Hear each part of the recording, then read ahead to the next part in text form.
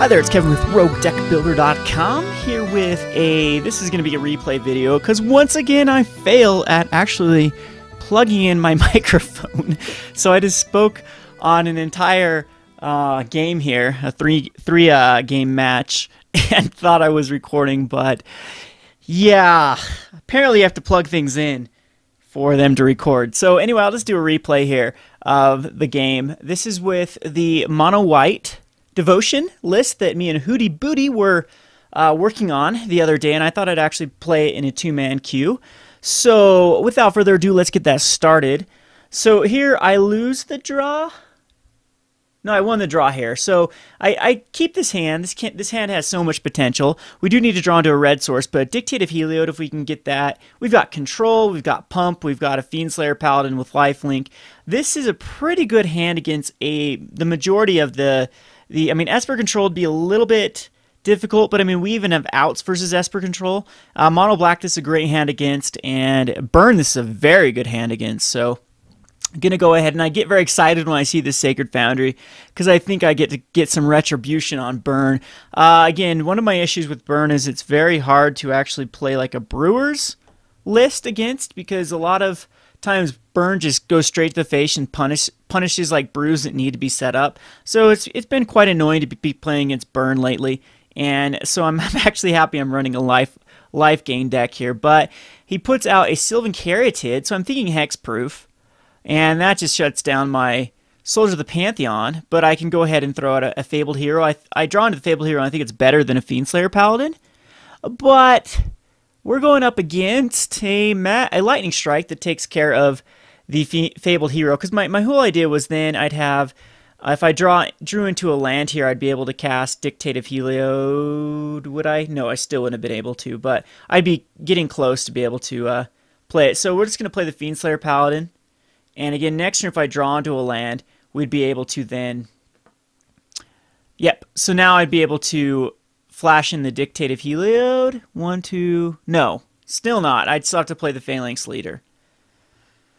So play the Phalanx Leader. We've lost 2 things to Magma Jets here, and 3 things now to Magma Jets.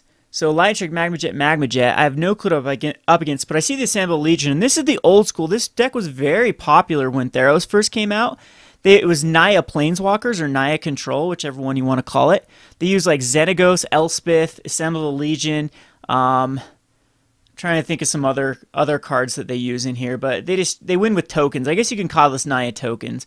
But we got the Banishing Light, and here we go. Here's the thing: you Banishing Light their Banishing Light, to get the Banishing Light back, so that you can put on the Assembled Legion. Why I did that? More devotion. That's the simple answer. So now we've got quite a bit of devotion just from the Banishing Lights, and we get the Assembled Legion again. Just swing in to gain some life here.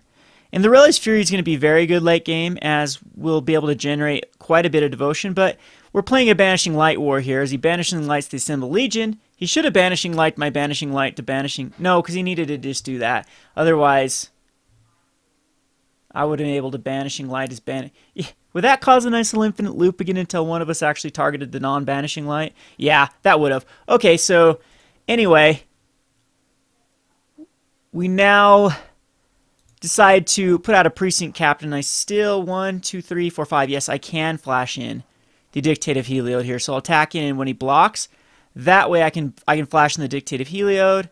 And he does have another Lightning Strike for the Precinct Captain, but at least we get rid of that annoying Sylvan Caryatid. And we now have a 4/4 Fiendslayer Paladin. And he gets Xenagos out here, so I really need to find a solution for Xenagos. And here I decide I could attack with the Relish Fury. I can kill both these with Relish Fury and take out Xenagos. And at this point, I do believe that it is the right move, and I mess up on the caster. I could have actually killed Xenagos there. But anyway, so he should be down to a 12 and Xenagos dead, but I apparently am not very good at math.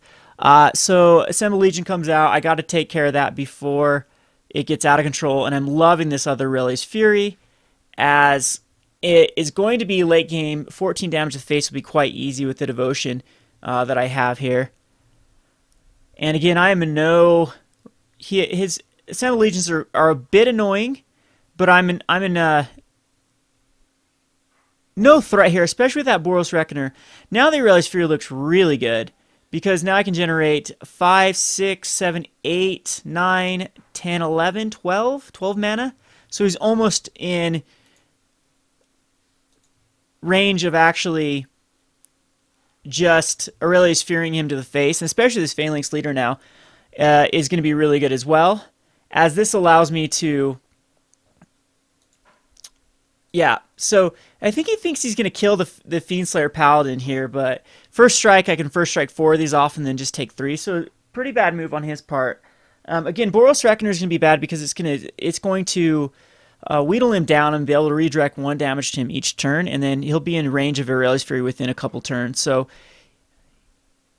yep, so that is the plan. I don't care about killing any more tokens because the tokens are kind of renewable resource with the Assembled Legions. He's got double Assembled Legions now, so he's generating quite a bit of tokens here. And Fated Conflagration, I decided to go for it right here. I might as well put a counter on both my guys. So, cool thing with Aurelius Fury is you can actually target your Phalanx leader and it will put a counter on all of your guys, and then I'm able to kill all of his tokens. And still he's a little bit out of range, but this allows me to get in for 11, and that's just a 2-turn clock with Boros Reckoner, even if he blocks with tokens. So again, I can tag into both of them, get him down to 11, and Soldier of Pantheon is really, now he's got a top deck into an answer for the Boros Reckoner and the Soldier of Pantheon. So he's got to have like a Banishing Light runner here. And Banishing Light, he takes the Boros Reckoner, but I think what he had to do here is give himself one more turn and take the Soldier of the Pantheon with the Banishing Light. But maybe he's thinking he could draw into like one more Lightning Strike or whatnot. And the Soldier of the Pantheon, of course, cannot be blocked by multicolored creatures. These soldiers are multicolored. So a very good card in this matchup, other than it does die to like early Magma Jets and whatnot. And the next game I end up keeping, it didn't record, but I ended up keeping a 1-land hand because I had 2 Soldier of Pantheons and a Wear Tear in my opening hand. And I decide, hey, that's a great hand. I can Wear Tear anything. I've got action. I'm on the draw. But in 6 turns, I did not draw a land, and I died to an Archangel Thune. So anyway, we'll go on to the third match where I'm on the draw or on the play again.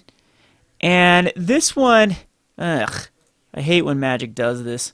So I'm at the top here.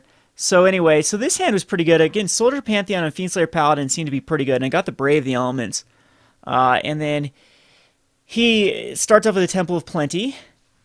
And then I'm able to, I scry that away because I don't want Aurelius Fury at this point. In hindsight, I probably do want Aurelius Fury here, as I can generate quite a bit of mana already, but I thought I'd want to hit into another land to try to guarantee this Boros Reckoner comes out. So the Sylvan Carriage comes out, and I draw into another shrine. It's always terrible to have 2 shrines unless you have an Aurelius Fury in your hand. But Boros Reckoner comes out, and he's got to find an answer for the Boros Reckoner, which he does have a Lightning Strike. At least I get value out of it, and he's down to a 13. He's down to a 12 because he's got a Mana Confluence himself, but he's got plenty of mana here, and it seems like he... Yeah, so you can cast like an Archangel Thune and I'll be in a bit of a pickle. But I got the Brave the Elements up to actually protect. And he does try to take my Fiendslayer Paladin. I decide to Brave the Elements and keep it alive. That's kind of nice. But I need to draw into some sort of threat here and not lands. And unfortunately, that's what I seem to be drawing into is lands. But I'll get in here for some life gain.